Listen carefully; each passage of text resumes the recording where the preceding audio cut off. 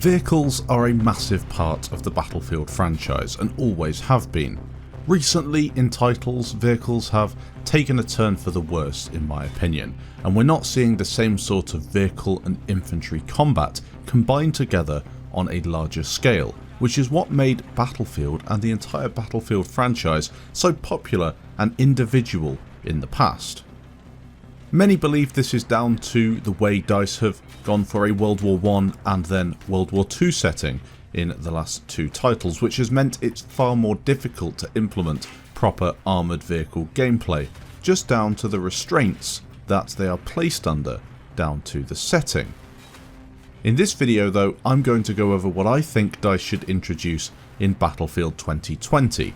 And Battlefield 2020 is what I think the next Battlefield game will be. I've discussed it in the past. I actually discussed it before Battlefield 5 came out, saying Battlefield 2020 will be the modern Battlefield game that we're all looking for, almost like a proper sequel to Battlefield 4. Now I might be wrong about this, and maybe the next game won't be set in a modern to slightly futuristic setting. It might not be a Battlefield 2020, it might be called Battlefield 6 and it might be set in the Vietnam era.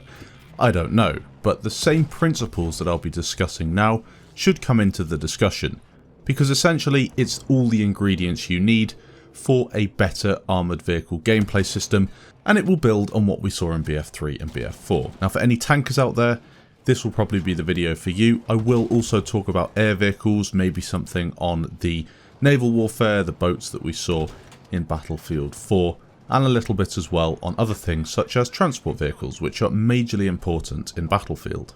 Now, as with the previous video, a lot of this information has come from Potato, and he is a guy who has produced really extensive and in-depth information when it comes to the next Battlefield game. Everything he likes from BF3 and BF4 and even other Battlefield games has been produced into a concise Google document. Definitely worth taking a look at. If it's available, I've linked his Twitter down in the description. Battlefield was in a good place with tanks in Battlefield 3. It was okay in Battlefield 4, but then there was a steep drop off with Battlefield 1 and 5. So if things go back to the way we had it, I'm sure people will be happy.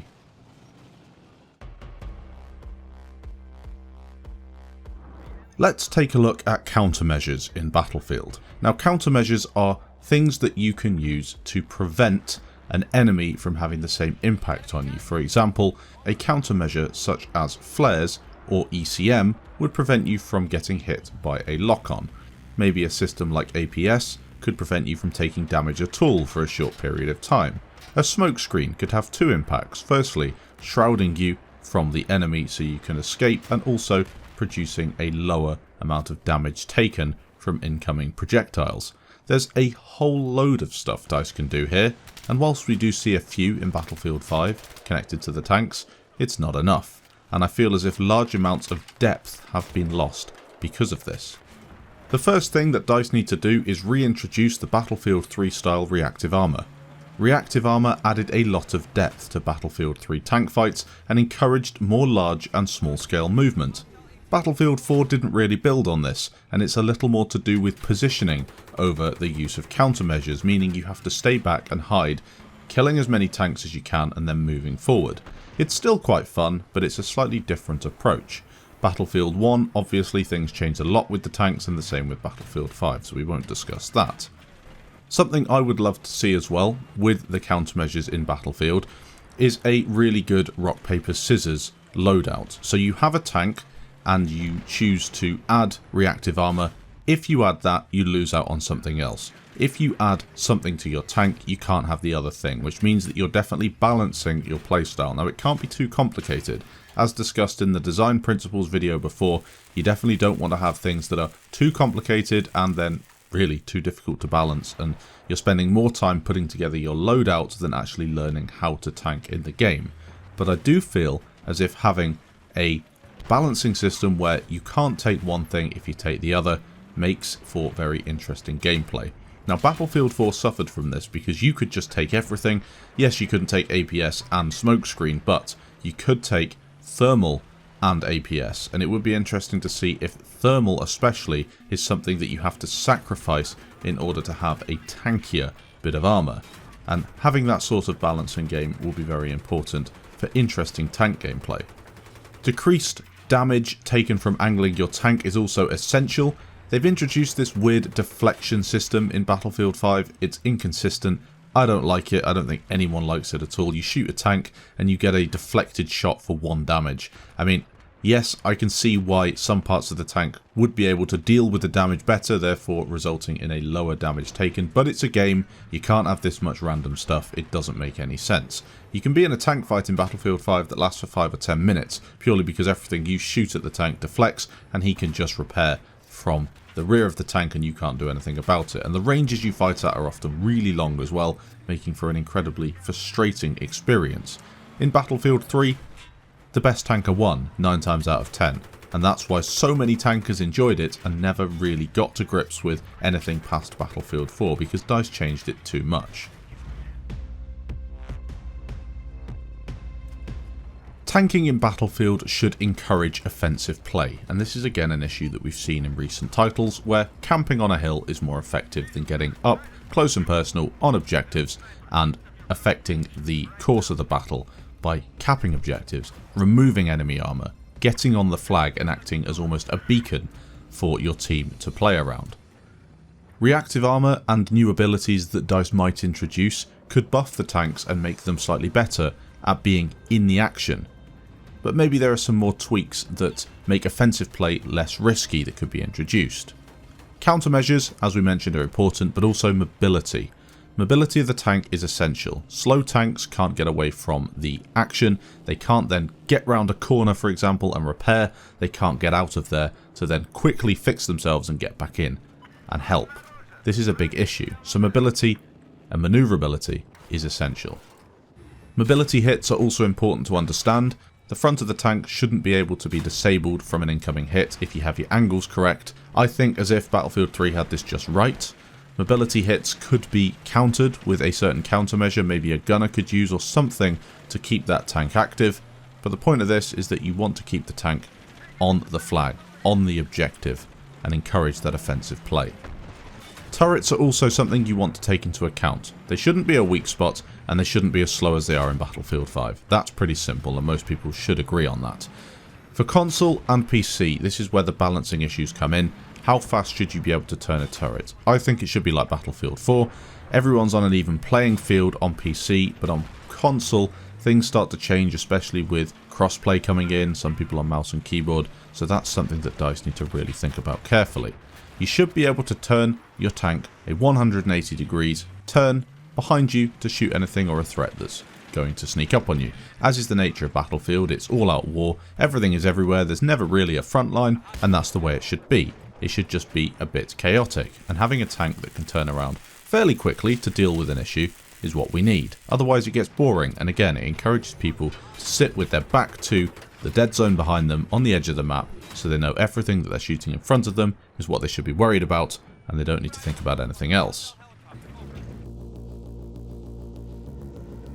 I think the gunner position in Battlefield has really been neglected over previous titles, and the driver is obviously where you want to be. That's fun, you get to maneuver the tank, you get to get lots of kills, you're in charge of the situation, but the gunner seat should not be as boring as it is. There's no reason for it. And the attack helicopter is the perfect example of this.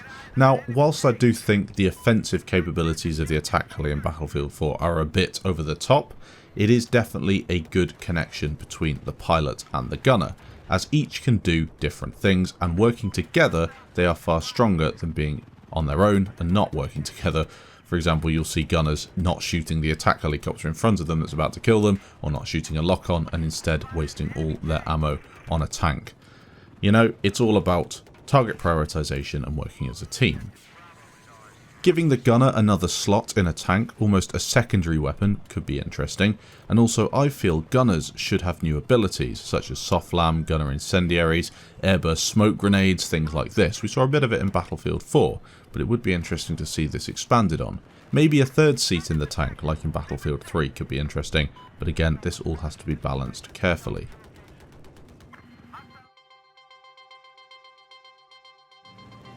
How about the issue of vehicle stealing in Battlefield? Now, DICE tried to combat this with tanker classes and pilot classes, meaning that you wouldn't jump out and try and get the plane to get you to a certain area of the map and bail. However, that still happens in Battlefield. You can also bail out of a plane before you get killed, so you don't always guarantee the person who's shooting you the kill. It's a bit of a mess, and it's no better in Battlefield 1 and 5 than it was in previous Battlefields. Anyone who says it is just hasn't been playing the same game that I have. In Battlefield 4 though, people did steal your tank a lot, and there are ways that DICE can get around this, and to be honest, simple ways that should be introduced in the next game. Having your vehicle stolen by a teammate is extremely frustrating, and it runs counter to the game's values that you have to treat teammates as threats. Exiting from a seat or switching to another should give you a reclaim ability. It would be difficult to implement, but I'm sure DICE could work it out. This ability displaces anyone in the seat you exited from to the next seat, or ejects them if there is no room. If the driver exits, the vehicle would be unable to move as long as he doesn't leave a radius around the vehicle. The text, "The driver is outside," appears if attempting to drive off. I feel as if this could definitely work, but maybe you could have certain commands in your squad whereby people in your squad can drive the tank, and if you don't want them to, then you have to make your own squad and private it like we could in BF4. I feel as if this would be perfect. Maybe you could have something similar to, I believe it's Armour or Squad, one of these games where you have to give permission for people to use the vehicle.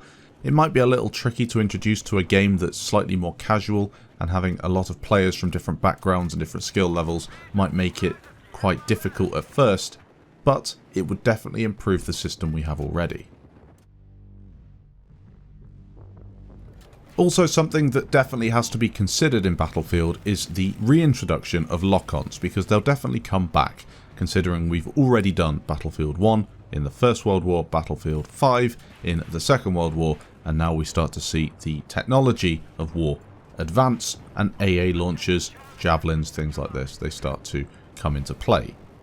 Lock-ons can be frustrating in their impact on air vehicles because the interaction often is frequent, plays out mostly the same every time, and leads to having to disengage from the most interesting parts of the game. However, they're not all bad. The idea of them is okay, and with a bit of improved design, lock-ons will have an interesting impact on the game with their special attack type and applying pressure and creating many counterplay options. Again, counterplay, incredibly important in this situation. Reduce the frequency of lock-ons, so you need more alternatives. New AA launchers, other gadgets, small arms damage is something we saw in Battlefield 1. It's something that can be considered. You want to have more options than, hey look, there's an attack helicopter killing us, everyone get a Stinger. That's boring for everyone involved. More options, more counterplay. That's important. Aircraft also need more ways of dealing with the threat, not just a countermeasure. If you have too much cover, you end up with Siege of Shanghai, where the attack helicopter can evade anything and kill everybody. If you don't have enough cover, you end up with a map like Golmud Railway, where the attack helicopter really struggles because there's nothing to hide behind, and it takes a good heli team to get away from the locks. Now, more alternatives are needed. Map design, balance between air and ground vehicles, balance between the lock-ons, the amount of lock-ons you can use, and how they work. This is really important. I feel as if the lock-ons to tanks aren't really too much of an issue. The only problem I have is verticality in Battlefield. You have people who can get on top of buildings and then use lock-ons to kill you, and there's not much you can do as a tanker because you can't lean your turret up enough to kill them. It's fine on maps with lots of cover. For example, a propaganda style map is fine as a tanker because there's lots of hard cover to get behind, and if they have lots of lock-ons, then maybe you need to do something about it. The main thing to take away from this though is definitely map design and improved lock-on interactions. Finally, one thing that I think needs to be removed from Battlefield, and many people will disagree with me here, but I feel as if we had it better in BF3 and 4, tank ammo regen. We cannot have these stupid resupply stations. They don't make any sense and they ruin tank gameplay. They cause camping, they cause poor tank engagements. Just in general, they ruin everything that could be good about tanking in Battlefield 5. Battlefield 4 regen works. It's a resource management system. It means you have to have skill in terms of how many shells you use effectively and how many shells you think you need. It's important that you pay attention to how much ammo you have. Maybe they could have 1 or 2 more shells, I think.